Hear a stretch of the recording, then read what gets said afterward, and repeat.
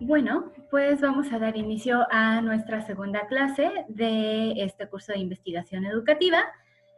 El tema de esta semana es el enfoque cuantitativo y el enfoque cualitativo.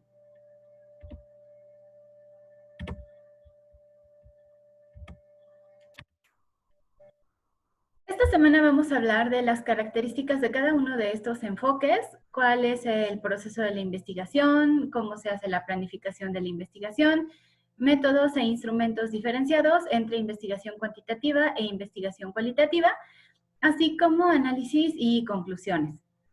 Es un tema muy amplio, lo vamos a ver con detenimiento. Voy a dejar también material adicional, no obligatorio, en una carpeta que se llame material recomendado, para que ustedes puedan consultar más allá. Son unos manuales de investigación educativa que me parece están muy completos, que les comparto en las carpetas para que puedan profundizar si les interesa.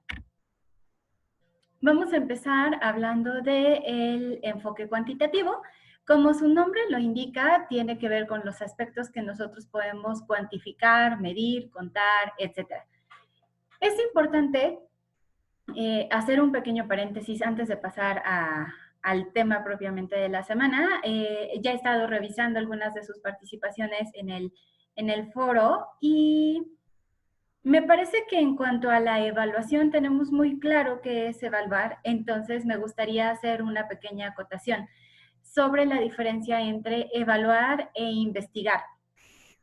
Los dos son procesos de indagación para conocer diversos aspectos de la realidad.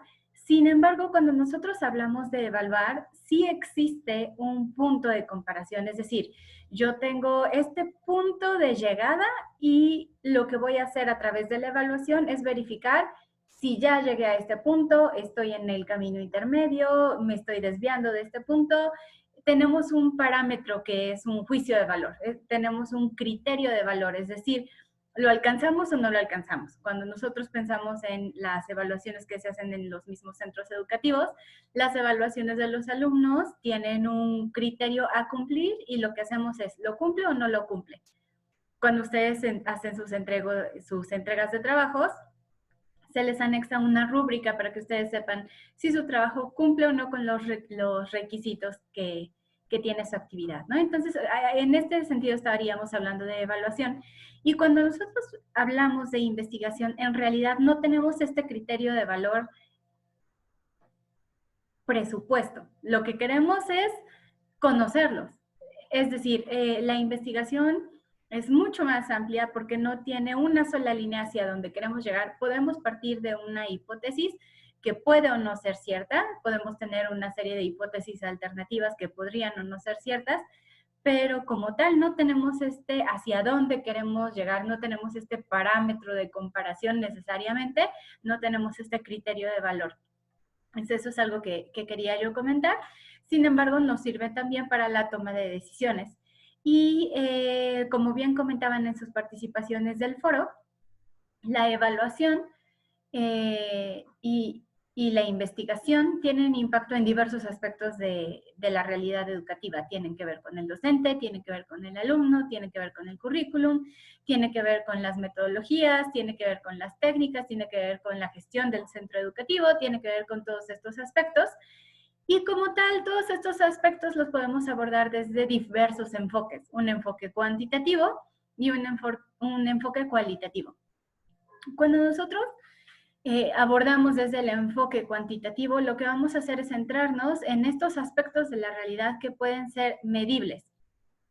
El enfoque cuantitativo tiene una base positivista, es decir, este planteamiento epistemológico que parte de que la realidad y el conocimiento de la realidad debe ser objetivo, como si tuviéramos nosotros este elemento, este es un objeto en sí mismo, yo lo puedo conocer en cuanto a sus componentes, en cuanto a sus materiales, en cuanto a qué sirve, en cuanto a la eficiencia de carga eléctrica que tiene para nuestros dispositivos móviles, etcétera. Y todos estos aspectos son de este objeto, independientemente de si a mí me gusta esta marca, a mí no me gusta esta marca, yo uso esta marca o no uso esta marca. Todos estos son objetos, son aspectos de este objeto. Es decir, en ese sentido, el enfoque cuantitativo, desde este enfoque positivista, habla de la realidad como algo que es conocible de manera exacta, de manera precisa, de manera objetiva, independientemente de lo que la persona que está investigando pueda traer dentro de sí, como sus presupuestos, como sus criterios, como sus contextos, como su historia personal, etc. La base positivista también lo que tiene es como este excesivo rigor científico. Solamente lo que se puede comprobar existe.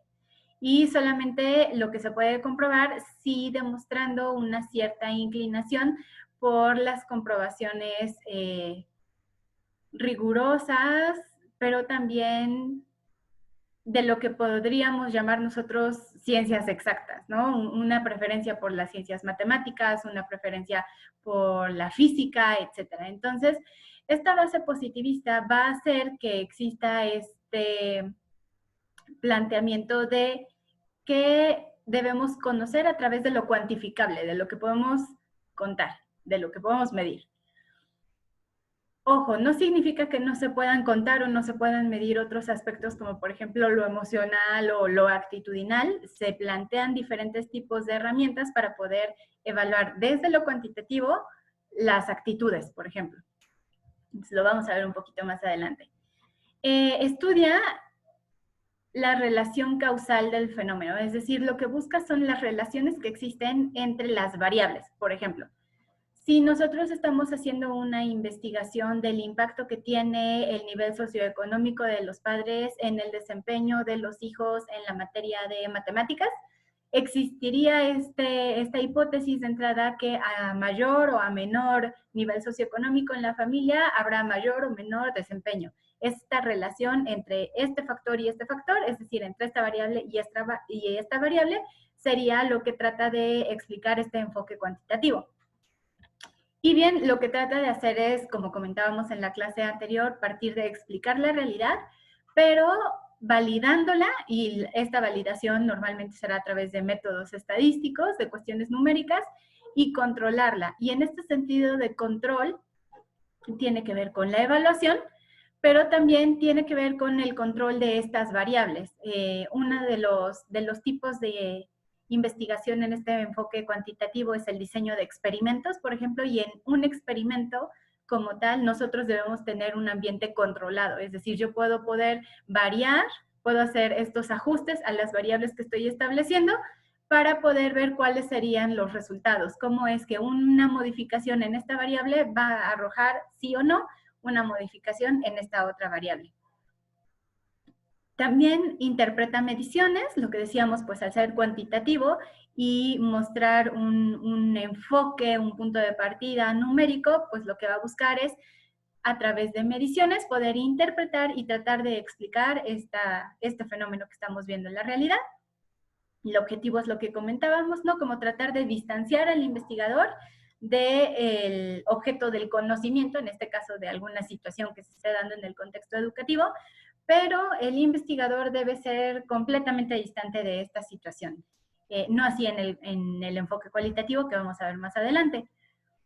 Deben tener una validez estadística, es decir, nosotros debemos conocer perfectamente cuál es el universo, cuál es la muestra, esta muestra debe ser representativa, se debe elegir de manera aleatoria, debe haber toda una serie de criterios que vamos a ver la siguiente semana para que pueda tener validez estadística en este enfoque cuantitativo.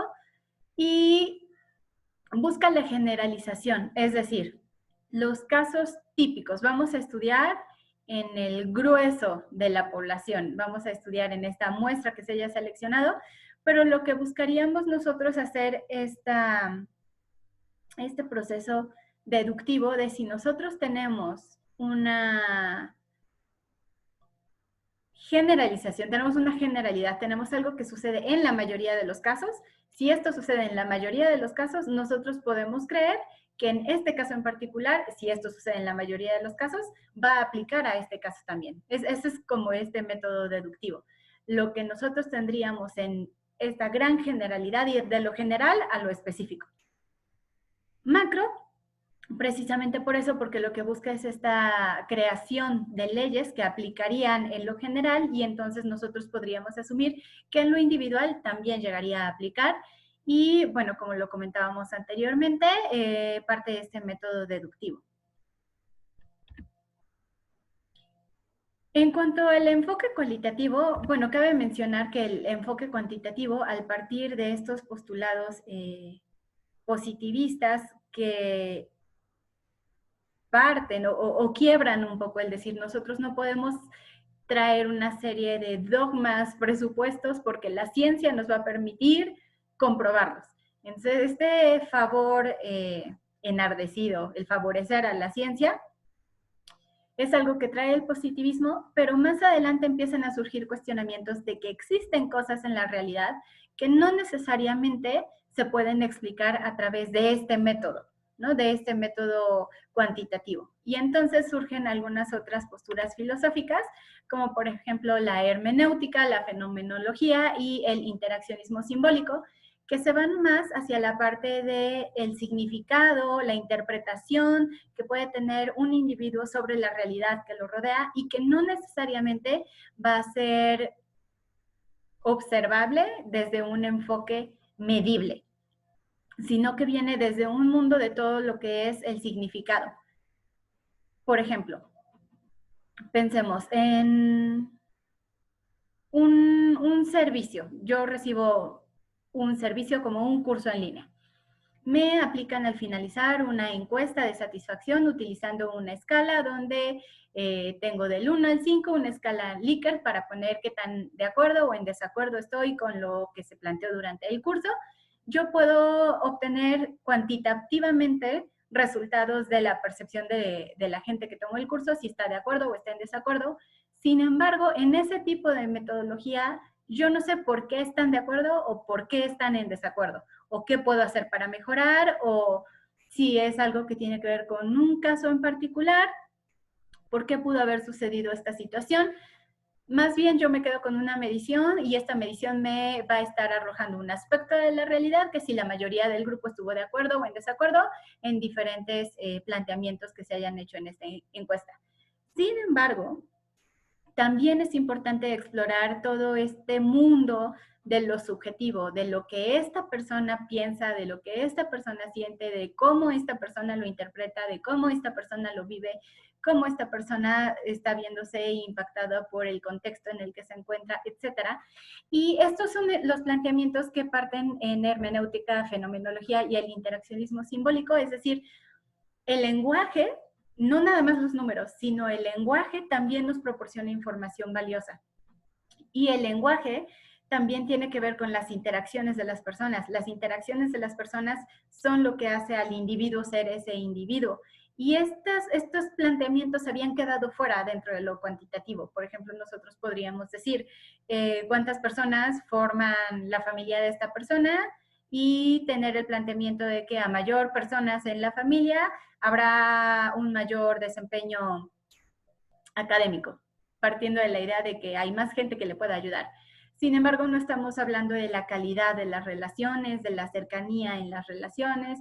Estos aspectos se quedaban fuera de esas mediciones y entonces empiezan a surgir para cuestionar que efectivamente estos métodos cuantitativos aportan mucho, pero que existen otras cosas que se tienen que plantear y analizar de otra manera. Entonces, el enfoque cualitativo también describe el fenómeno, pero lo describe como un fenómeno contextualizado. Contextualizado en sus relaciones, contextualizado en su cultura, contextualizado en su lenguaje, contextualizado en los símbolos que presentan. Y lo que hace no es buscar explicar necesariamente como estas relaciones de si A, entonces B, sino que también lo que busca es comprender en esta situación en particular por qué se están dando las cosas. Interpreta eventos e interpreta sucesos, reconoce la subjetividad, es decir, establece que si bien el investigador debe tratar de ser lo más justo, honesto, lo que veíamos en la clase pasada, no puede enajenarse de sí mismo, de su historia personal, de su contexto, etcétera, al realizar una investigación. Entonces, y de la misma manera, no podemos ver a las personas, en este caso porque estamos hablando de investigación educativa, no podemos hablar de una persona como si fuera una cosa conocible simplemente en ciertos aspectos fríos, por ejemplo, el peso, la estatura, la edad, sino que también tenemos que ver a la persona desde este contexto cultural, desde su contexto familiar, desde sus relaciones de amistad, sus relaciones, en este caso con el docente, etcétera, ¿no? Entonces, hablamos de reconocer lo subjetivo como que el sujeto de estudio, la persona que está participando, tanto como investigador como en el grupo que está siendo investigado, va a tener su sesgo personal por su historia personal y que esto debe ser reconocido y también es valioso porque puede arrojar otro tipo de información que no necesariamente se cuenta. Es un método no estadístico y esto es importante porque cuando nosotros hacemos un planteamiento desde el enfoque cualitativo, no es necesario tener una muestra representativa, no es necesario tener una muestra aleatoria que estemos nosotros utilizando en nuestro diseño de experimento, por ejemplo, sino que podemos nosotros bien elegir un grupo que ya esté conformado, que tal vez no sea representativo, pero un número más reducido de personas que participen con nosotros en nuestro enfoque, porque son métodos no estadísticos. Lo que buscan es otro tipo de información y el rigor viene de otros medios no estadísticos, por ejemplo, la categorización, el análisis del lenguaje. Existen incluso herramientas tecnológicas que hacen este análisis del lenguaje para este tipo de investigaciones. Busca la profundidad y el detalle. Por eso no puede ser un estudio de muchos sujetos de estudio, porque lo que buscaría sería más, en lugar, por ejemplo, mientras que en lo cuantitativo podemos aplicar 1000 encuestas, en lo cualitativo buscaríamos hacer 10 entrevistas, pero 10 entrevistas a profundidad, donde nosotros podamos explicar e interactuar con el sujeto si hay alguna palabra que haya dicho que no nos quede tan clara, por qué elegiste esa palabra, para ti qué significa, o sea, indagar ese tipo de cuestiones que nos está arrojando tanto el lenguaje como las interacciones que tiene con otras personas. Y al no poder hacer estudios de muchos sujetos de estudios, normalmente se va a centrar en los casos atípicos. Mientras que en lo cuantitativo se centra en los casos típicos, en este método deductivo, partir de lo general para asumir que en lo individual también aplicaría este conocimiento, lo que hace es al revés, es decir, bueno, vamos a investigar desde esta individualidad y veamos si esto impacta o tiene alguna relación con la generalidad o podríamos hacer una generalidad de casos atípicos. Entonces, en este sentido, se va a estudios mucho más micro de poblaciones más pequeñas y el método es inductivo, es decir, mientras lo deductivo va de lo general a lo específico, el inductivo va de lo específico a la generalidad. Aquí tenemos, por ejemplo, en la anterior de lo cuantitativo, estas gráficas, ¿no? Las gráficas normalmente es la manera en la que nosotros podemos representar estos números para poder analizarlos y tener una visualización de los datos que nos está arrojando la investigación. Mientras que en este enfoque cualitativo yo puse un ejemplo. Si nosotros entrevistáramos a una persona, ¿cuáles son los motivos que lo llevaron a ingresar a estudiar un posgrado, por ejemplo? Podríamos anotar todas las palabras que nos está comentando, las podemos anotar en unos post-its y nosotros como investigadores ir viendo si existe alguna categoría que podamos detectar dentro de todas estas respuestas. Aquí yo puse una línea que marca aquellas relacionadas con cuestiones económicas.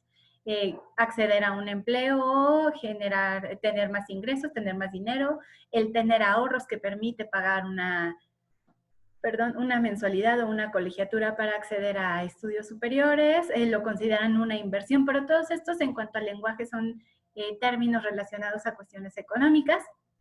Tenemos algunas otras como me daba curiosidad, por el prestigio, desarrollo personal, etcétera. Entonces, el método cualitativo sí se va a ir más hacia la exploración de los significados y la exploración desde el lenguaje.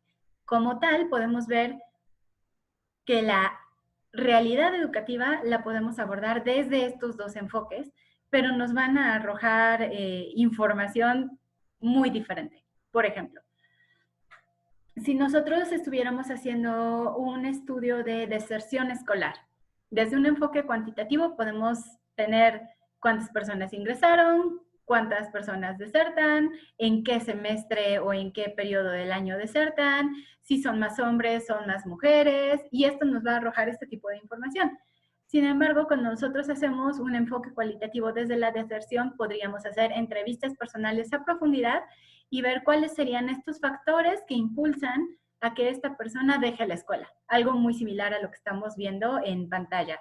Y lo que podemos ver, el aspecto de investigar es el mismo, la deserción escolar, pero las metodologías son diferentes, lo que nosotros queremos averiguar sobre deserción escolar es diferente, mientras en un caso podríamos conocer como este histórico, del 2000 al 2020, cuántas personas han desertado en educación, si hay reingresos, no hay reingresos, etcétera. Mientras que en este tipo de enfoques cualitativos lo que podemos saber es por qué la gente está desertando, si había algún motivo que los impulsaba en el 2000, que ya no los impulsa en el 2019, pero tenemos nuevos motivos, etc. Y bueno, como tal, cada una de estas investigaciones va a tener su propio proceso. En pantalla estamos viendo un diagrama del proceso de investigación cualitativa. Pues la investigación cualitativa también tiene otra característica, que es que tiende a ser más abierta, mientras que en la investigación cuantitativa es un poco más cerrada porque debemos tener muy bien diseñado en el caso de que hagamos un experimento, cuál va a ser el experimento, quiénes van a ser nuestros sujetos, cuáles van a ser las variables, cuáles van a ser las variaciones que vamos nosotros a aplicar, etcétera. En la investigación cualitativa se tiene que ir haciendo estos ajustes a medida de que ya en trabajo en campo se van descubriendo cosas. Entonces, bueno, vamos a partir, en ambos casos, vamos a partir de la definición de un problema, ¿no? Es decir, bueno, ¿por qué queremos nosotros investigar algo? En teoría, porque lo queremos solucionar. Entonces, tendríamos esta definición de una situación o la definición del problema. Empezaríamos con la exploración de la situación y después esto nos llevaría a realizar el diseño. Si yo quiero investigar este aspecto de la educación, dentro del aula, dentro de mi centro educativo, con los docentes a los que estoy capacitando, etcétera, ¿cómo puedo yo o qué tendría yo que hacer para investigar este aspecto o para investigar qué es lo que está pasando para poder dar solución a este problema? Después del diseño, pasaríamos ya directamente al área que corresponde al trabajo de campo, es decir, la recolección de los datos, pero ojo, datos cualitativos, con metodologías y técnicas para investigación cualitativa. Y una vez que tenemos todos estos datos, se tendrían que organizar la información. Posteriormente, ya pasaríamos a la identificación de patrones culturales, lo que comentábamos. En el caso de la investigación cualitativa, nos vamos más hacia la parte contextual, la parte cultural, la parte de lo simbólico, la parte de los significados, la parte de lo subjetivo. Entonces, aquí sí lo que buscaría es identificar patrones culturales que vienen de este análisis de los datos, de la información que obtuvimos en la etapa anterior, una interpretación y la conceptualización inductiva, lo que decíamos, bueno, de este caso o de estos pocos casos que yo estoy analizando, tendría yo que pensar que eso podría pasar en la generalidad si las condiciones fueran similares. Y en el caso de la investigación cuantitativa, tenemos varias fases. Partiríamos de la teoría, posteriormente la elaboración de una hipótesis, observaciones, recolección de datos con estas técnicas y herramientas cuantitativas, el análisis de los datos, la interpretación de los resultados, ¿no? En general podemos ver que las etapas del proceso son bastante similares. ¿En qué difieren? En cómo se hacen. Por ejemplo, en ambos casos tenemos análisis de datos, en ambos casos tenemos la interpretación de resultados, en ambos casos tenemos la recolección de los datos. Incluso también en la investigación cualitativa es importante hacer una revisión de la teoría y partir de un planteamiento inicial como esta hipótesis, ¿no? Entonces, en lo que va a diferir es en el cómo se hace esta recolección de datos, cómo se hace esta interpretación de datos y en el qué se busca. Lo que decíamos en el caso anterior, sí, podemos nosotros querer resolver ese problema de la deserción escolar, pero la información que estamos buscando es diferente si lo hacemos desde un enfoque cuantitativo o si lo hacemos desde un enfoque cualitativo. Posteriormente pasaríamos a la etapa de la planeación. Y esto es muy importante porque una de las razones por las que no se hace investigación tiene que ver con la planeación. Yo he preguntado con varios docentes y una de las razones del por qué no investigamos normalmente es a qué hora, ¿no? El tema del tiempo es una cuestión en cuanto al poder realizar la investigación. También hacer una investigación requiere recursos, requiere apoyo, y todo esto nosotros lo tenemos que considerar dentro de la planeación de una investigación. En el caso de la planeación partiríamos de esta primera etapa, que es la delimitación de un problema.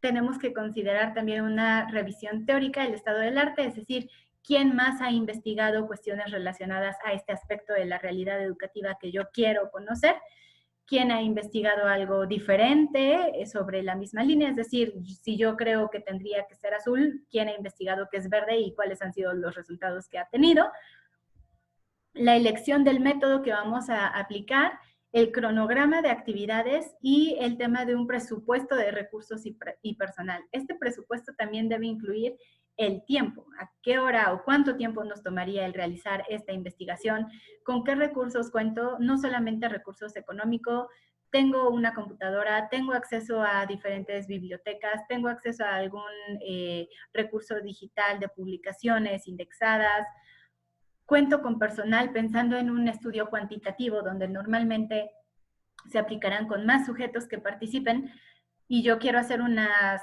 1.500 encuestas. Bueno, voy a hacer yo personalmente las 1.500 encuestas o requiero de personas que me puedan apoyar. Si requiero de personas que me puedan apoyar, va a haber un costo, va a haber una capacitación, va a haber un tiempo de capacitación, cuándo lo van a hacer, cuándo me lo tienen que entregar. Tengo un equipo de trabajo, cómo me voy a organizar con este equipo de trabajo para la investigación o lo voy a hacer de manera personal. Todos estos aspectos tienen que ver con la planeación de nuestra investigación.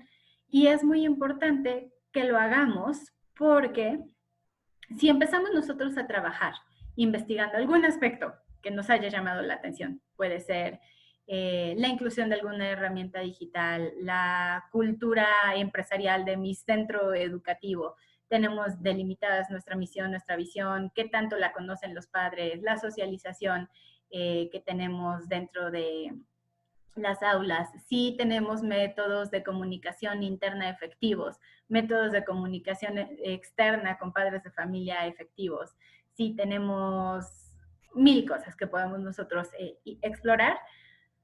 Si nosotros empezamos a investigar hacia allá, pero no tenemos claro por qué, o sea, cuál es este problema que nosotros queremos abordar, no vamos a poder hacer todo lo demás que necesitamos, como nuestra hipótesis, nuestro objetivo general, nuestros objetivos específicos, la revisión del marco teórico. Si nosotros no partimos de una delimitación clara del problema, no vamos a poder hacerlo de la manera más eficiente, porque si no tenemos un problema que nos guíe a lo largo del proceso de toda la investigación, nos vamos a perder. Y esto pasa muy fácil. Quienes hayan hecho alguna tesis, la tesina, etcétera, en algún momento, probablemente se sientan familiarizados con esta sensación de que hay tanto, tanto, tanto por indagar que no nos va a dar tiempo, no nos va a dar la vida, se nos va a hacer eterno el proceso de titulación. Pasa mucho, yo lo veo con chicos de licenciatura, eligen un tema y han pasado 3, 4 años, siguen sin poder terminar con la tesis que hayan elegido y del tema que habían elegido a lo que están investigando 3 meses después, tiene una revisión bibliográfica de cosas que no aplican necesariamente a este aspecto que ellos quieren investigar. El método es muy interesante, es una técnica muy innovadora, pero no está alineada al problema que están planteando. Entonces, este es un proceso que se tiene que estar revisando constantemente. Una vez que nosotros tenemos delimitado el problema, bueno, ¿qué teorías existen sobre este problema? ¿Quiénes han tratado también este problema? ¿Cómo han tratado de solucionar este problema? Y si ha funcionado, no les ha funcionado, han descubierto algo, no han descubierto nada nuevo, etcétera. Y solamente enfocado a este problema, porque la realidad educativa es algo tan complejo, tiene que ver con tantas personas, tiene que ver con tantos factores, que si no tenemos muy acotado lo que nosotros queremos investigar, nunca vamos a dar un cierre a este proceso de investigación. Y esto es importante. Se pueden estudiar la realidad en pequeños fragmentos. Tenemos que nosotros aproximarnos a esta situación con este grupo, en este momento, en esta realidad, y después podrá ser diferente. Si nosotros quisiéramos hacer una investigación partiendo de esto, yo quiero investigar educación superior en las ciencias sociales. ¿El qué de la educación superior en ciencias sociales? ¿Todas las carreras que tienen que ver con ciencias sociales o una en particular? ¿En dónde? ¿En México? ¿En el mundo? ¿En Latinoamérica? ¿Cómo lo voy a hacer? ¿No? O sea, el qué quiero saber de eso y por qué, ¿no? Incluso, ¿dónde está el problema? Eso es lo que yo quiero, pues quiero conocer algo al respecto, pero no hay ningún problema en alguna parte que se esté abordando. Otra cosa sería si quisiera yo hablar de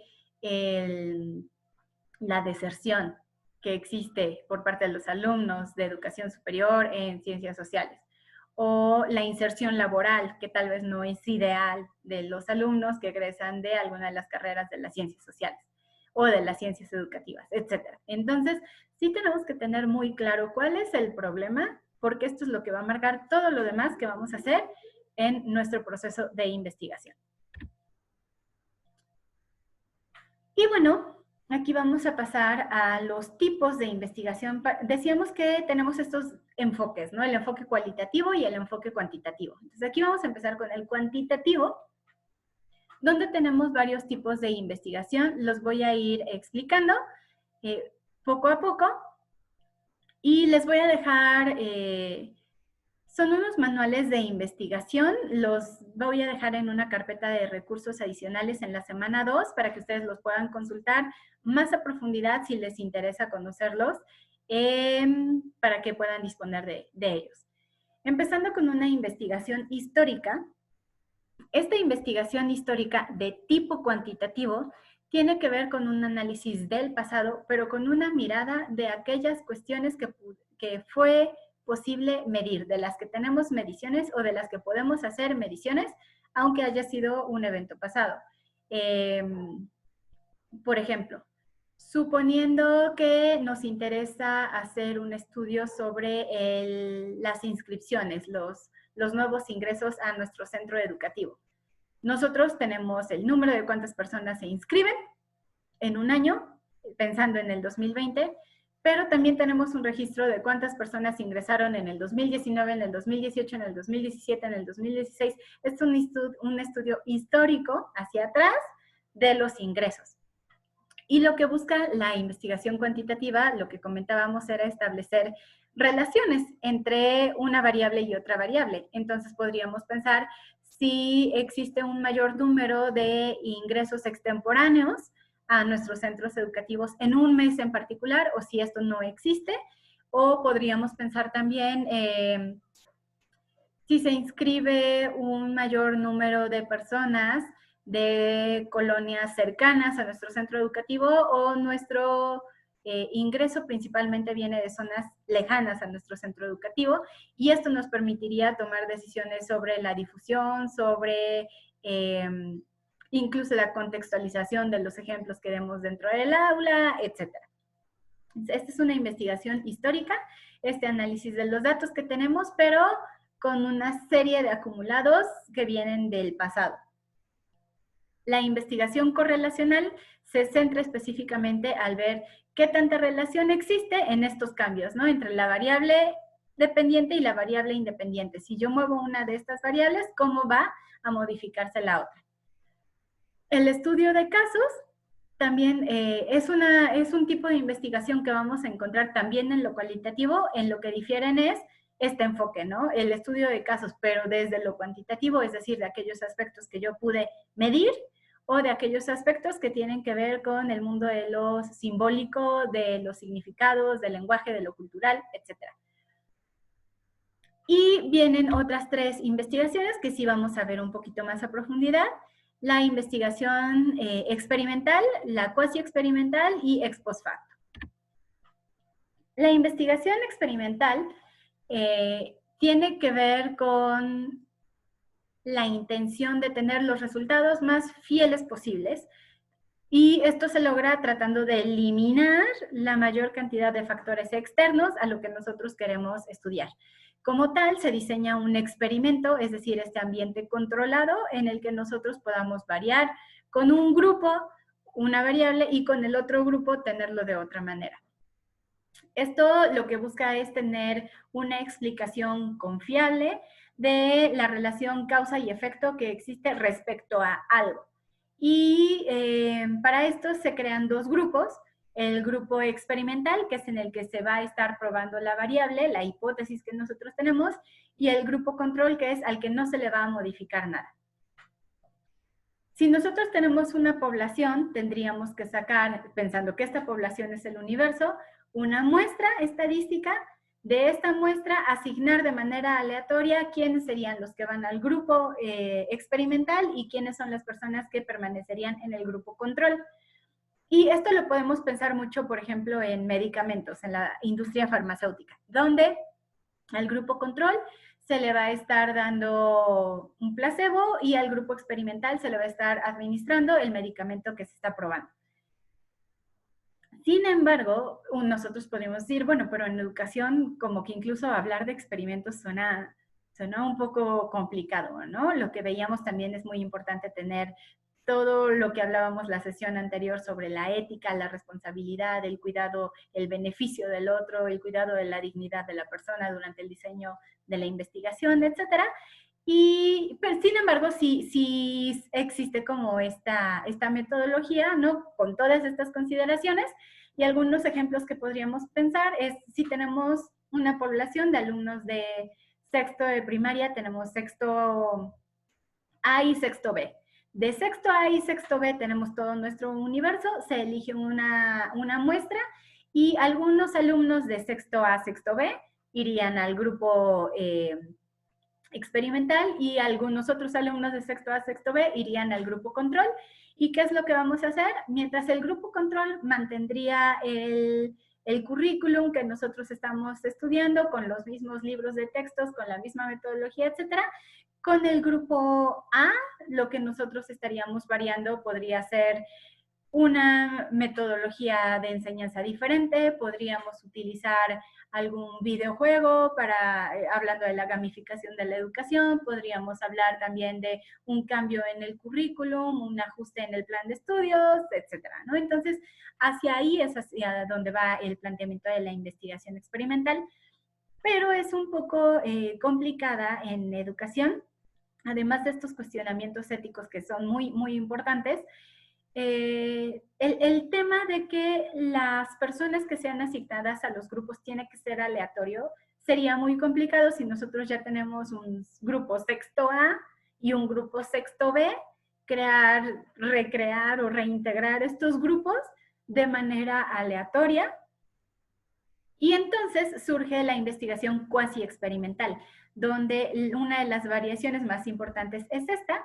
No tenemos como tal esta asignación aleatoria de quién es grupo control y quién se va al grupo experimental, sino que se hace con grupos ya constituidos. Es decir, si nosotros hiciéramos este estudio entre, vamos a utilizar este juego, vamos a utilizar Duolingo para la enseñanza de inglés. Entonces, vamos a aplicarlo con sexto A y con sexto B no vamos a usar Duolingo y vamos a seguir como hemos estado enseñando inglés todo este tiempo. Sexto A ya estaba constituido, sexto B ya estaba constituido, entonces estaríamos hablando de una investigación cuasi experimental porque no cumple con este criterio de la separación aleatoria de los sujetos que participen en el estudio. Pero fuera de eso, también estudia una relación causa y efecto, es decir, si yo integro un juego o una aplicación para la enseñanza del idioma inglés, va a incrementar el vocabulario a comparación del grupo que no está teniendo pues el uso de esta aplicación, sí o no, ¿no? ¿Y cómo lo estamos midiendo? El aspecto que estamos midiendo es el incremento en el vocabulario, es decir, más palabras tuvieron un mayor vocabulario al utilizar esta aplicación y eso sí lo podemos contar. Si este grupo este mes aprendió 30 adjetivos nuevos, este grupo aprende 60 adjetivos, sí o no, y lo podemos ir contando, ¿no? De esa manera es como nosotros vamos a evaluar en lo cuantitativo. Sí tiene que ser algo que podamos medir, algo que podamos contar. Y esa es la diferencia principal entre lo experimental y lo cuasi experimental, esta asignación aleatoria o no aleatoria entre los grupos. Y en ambos casos estamos hablando de el enfoque cuantitativo. Y la investigación no experimental, conocida como ex post facto, ¿por qué no es experimental? Porque nosotros no la podemos replicar en el presente. Es decir, esta investigación, como lo dice su nombre, tiene que ver con lo que ya pasó, lo post facto, o sea, después de lo sucedido, después de que pasó.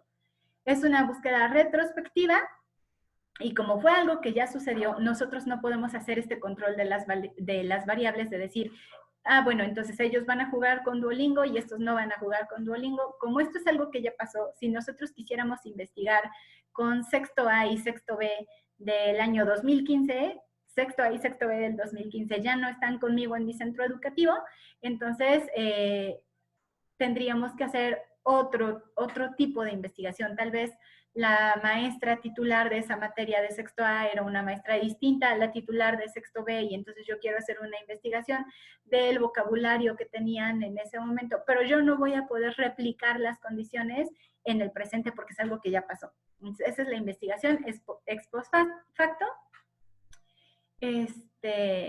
No sigue esta lógica de replicación porque es de un hecho que ya sucedió, algo que ya se dio.